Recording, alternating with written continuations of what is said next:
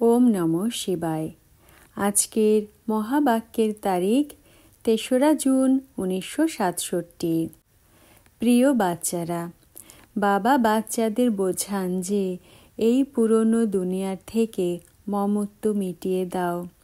যদিও গৃহস্থ ব্যবহারে থাকো, বাচ্চাদের সামলাও, কিন্তু বুদ্ধি বাবার দিকেই যেন থাকে। বলে না যে হাত কাজ করবে আর বুদ্ধি বাবার দিকে থাকবে। মনের মধ্যে এটাই যেন থাকে যে আমরা পাবন কি করে হব। রেকর্ড এই পাপের দুনিয়া থেকে। আত্মিক বাচ্চারা এর অর্থ বুঝেছে। দুনিয়াতে কেউই অর্থ বোঝে না। বাচ্চারা জানে যে আমাদের আত্মার আসক্তি পরমপিতা পরমাত্মার সাথে রয়েছে। ভালোবাসা আত্মাতে রয়েছে নাকি শরীরে? এখন বাবা শেখান যে ভালোবাসা আত্মাতে হওয়া উচিত।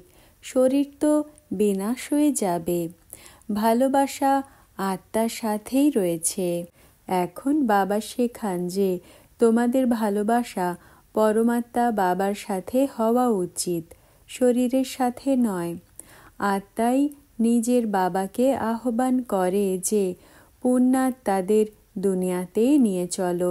এখানে পাপাত্মারা রয়েছে, কিন্তু নিজেকে পাপাত্মা মনে করে না। তোমরা এখন বুঝতে পারো যে আমরা পাপাত্মা ছিলাম, এখন আবার পুণ্যাত্মা তৈরি হচ্ছে। বাবা তোমাদের যুক্তির দ্বারা পুণ্যাত্মা বানাচ্ছেন। বাবা বানায়, তাই তো বাচ্চাদের অনুভব হয় যে আমরা নিজের বাবার দ্বারা, বাবার স্মরণে পবিত্র পুণ্যাত্মা তৈরি হচ্ছে। যোগবল দ্বারা আমাদের পাপ ভস্ম হয়ে যাচ্ছে। বাকি গঙ্গা আদিতে কোনো পাপ ধোয়া যায় না। মানুষ গিয়ে গঙ্গা স্নান করে, নোংরা ধুয়ে যায়, কিন্তু তাতে কোনো পাপ ধোয় না। আত্মার পাপ যোগবল দ্বারাই বের হয়, খাদ বের হয়ে যায়। তোমরা বাচ্চারাই জানো। আর নিশ্চয় রয়েছে যে আমরা বাবাকে স্মরণ করলে আমাদের পাপও ভস্ম হবে।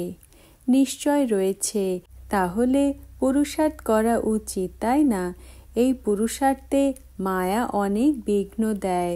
শক্তিশালীর সাথে মায়াও শক্তিশালী হয়ে লড়াই করে। যারা কাঁচা তাদের সাথে কি লড়াই করবে? বাচ্চাদের সবসময় এই খেয়াল রাখতে হয় যে আমাদের মায়াজিত জগৎজিত হতে হবে। মায়াজিত জগৎজিতের অর্থ কেউ বুঝতে পারে না। এখন তোমরা বাচ্চাদের বোঝানো হয় যে তোমরা কি করে মায়ার ওপরে জিত প্রাপ্ত করতে পারো। মায়াও তো সমর্থ, তাই না? তোমরা বাচ্চাদের ওস্তাদ মিলেছে। সেই ওস্তাদকেও নম্বর অনুযায়ী খুব অল্পই জানে। যারা জানে তাদের খুশিও থাকে, তো স্মরণও অনেক করে, সেবাও অনেক করে। অমরনাথে অনেক লোক যায়। এখন সব মনুষ্য বলে যে বিশ্বে শান্তি কি করে হবে। এখন তোমরা সবাইকে প্রমাণ করে বলো যে সত্যযুগে কেমন সুখ ছিল, কেমন শান্তি ছিল। সমস্ত বিশ্বে শান্তি ছিল, আর কোনো দ্বিতীয় ধর্মই ছিল না। আজ থেকে ৫,০০০ বছর আগে সত্যযুগ ছিল। আবার সৃষ্টির চক্র তো অবশ্যই লাগাতে হবে। চিত্রের দ্বারাও তো একদমই ক্লিয়ার বলে দাও। কল্প পূর্বেও এমনই চিত্র বানিয়েছিল। দিন প্রতিদিন ইমপ্রুভমেন্ট অনেক হতে থাকবে। কোথাও বাচ্চাদের চিত্রতে তিথি তারিখ আদি লাগানো ভুল হয়ে যায়। লক্ষ্মী নারায়ণের চিত্রতে তিথি তারিখ অবশ্যই হওয়া উচিত। তোমরা বাচ্চাদের বুদ্ধিতে বসে আছে যে আমরা স্বর্গবাসী ছিলাম, এখন আবার হতে হবে। প্রদর্শনীতেও বোঝাতে হবে যে ভারতেই স্বর্গ ছিল। এখন বাচ্চারা অমরনাথে যায়, তাদেরও এটা বোঝাতে হবে যে এ হলো ভক্তিমার্গ, এতে রেজাল্ট কিছুই নেই। ভারতে গায়নও রয়েছে, ব্লাইন্ড ফেথের পূজা দেবতাদের অথবা যে কারো পূজাই করে তা হলো অন্ধশ্রদ্ধার দ্বারা।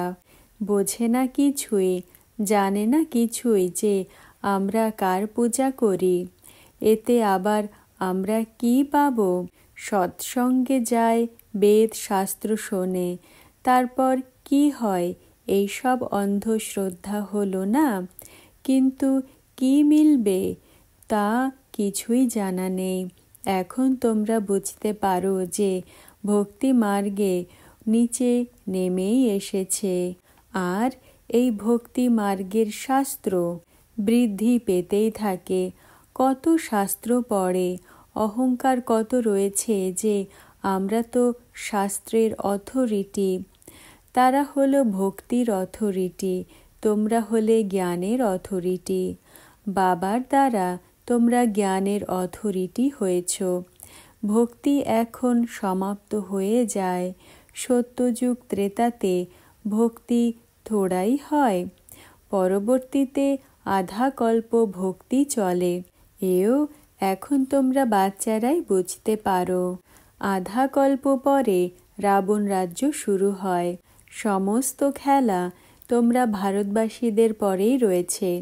84 চক্র ভারতেই রয়েছে। ভারতী অবিনাশী খণ্ড, এও আগে থোড়াই জানতে। আমরাও যেন প্যাঁচার মতোই ছিলাম, এখন আল্লাহ হয়ে থাকি। লক্ষ্মী নারায়ণকে গড গডেজ বলা হয়। কত উচ্চ পদ, আর পড়াও কত সহজ। এই 84 চক্র পূর্ণ করে আবার আমরা ফেরত চলে যাই। 84 চক্র বললে বুদ্ধি ওপরে চলে যায়। এখন তোমাদের মূল বতন, সূক্ষ্ম বতন, স্থূল বতন সব বুদ্ধিতে স্মরণ রয়েছে। আগে থোড়েই জানতে যে সূক্ষ্ম বতন কি। এখন তোমরা জানো যে সেখানে কেমন মুভির দ্বারা কথাবার্তা চলে। মুভি বায়োস্কোপও বের হয়েছিল, তো তোমাদের বুঝতেও অনেক সহজ হয়। সাইলেন্স মুভি টকি তোমরা সব জানো। লক্ষ্মীনারায়ণের রাজ্য থেকে এখন পর্যন্ত সমস্ত জ্ঞান বুদ্ধিতে রয়েছে। বাবা বাচ্চাদের বোঝান যে এই পুরনো দুনিয়ার থেকে মমত্ব বের করো। যদিও গৃহস্থ ব্যবহারে থাকো, বাচ্চাদের সামলাও, কিন্তু বুদ্ধি বাবার দিকেই যেন হয়। বলে না যে হাত কাজ করবে, বুদ্ধি বাবার দিকে থাকবে। এটাই মনে থাকা উচিত যে আমরা পাবন কি করে হব।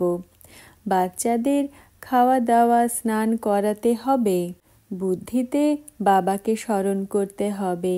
কারণ জানো যে মাথার ওপরে পাপের বোঝা অনেক রয়েছে, এই জন্য বুদ্ধি বাবার সাথেই যেন লেগে থাকে। এই প্রিয়তমকে অনেক স্মরণ করতে হবে।